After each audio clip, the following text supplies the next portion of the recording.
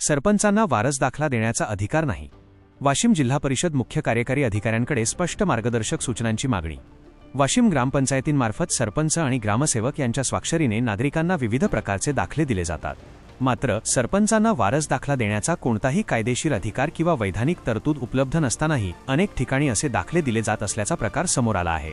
यामुळे नागरिकांमध्ये मोठा संभ्रम निर्माण होत असून त्यांना अनावश्यक गैरसोयीचा सामना करावा लागत आहे. या पार्श्वभूमीवर वाशिम जिल्हा परिषदेचे मुख्य कार्यकारी अधिकारी यांच्याकडे लेखी निवेदनाद्वारे जिल्ह्यातील सर्व ग्रामपंचायतींसाठी स्पष्ट आणि एकसमान मार्गदर्शक सूचना जारी करण्याची मागणी करण्यात आली आहे.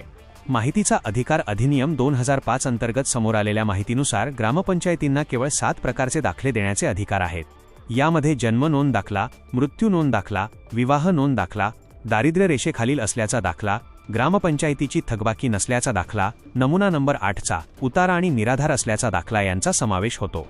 या व्यतिरिक्त वारस दाखला देण्याचा कोणताही अधिकार सरपंचांना शासन निर्णयानुसार प्रदान करण्यात आलेला नाही.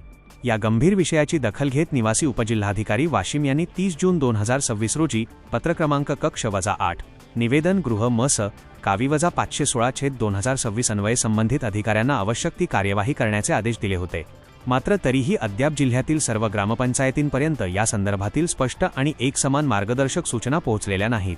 नागरिकांची होणारी अडवणूक आणि गैरसोय थांबवण्यासाठी वाशिम, मालेगाव, मंगरुळपीर, मानोरा, कारंजा आणि रिसोड या सर्व तालुक्यांच्या गट विकास अधिकाऱ्यांना तातडीने लेखी आदेश देण्यात यावेत अशी मागणी निवेदनात करण्यात आली आहे. सर्व ग्रामपंचायती, ग्रामसेवक आणि सरपंचांना अधिकृत दाखल्यांबाबत लागू असलेल्या शासन निर्णयांची माहिती देऊन वारस दाखल्याबाबतचे कायदेशीर स्थान स्पष्ट करावे, जेणेकरून संपूर्ण जिल्ह्यात एकसमान कार्यपद्धती लागू होईल, याकडे प्रशासनाचे लक्ष वेधण्यात आले आहे.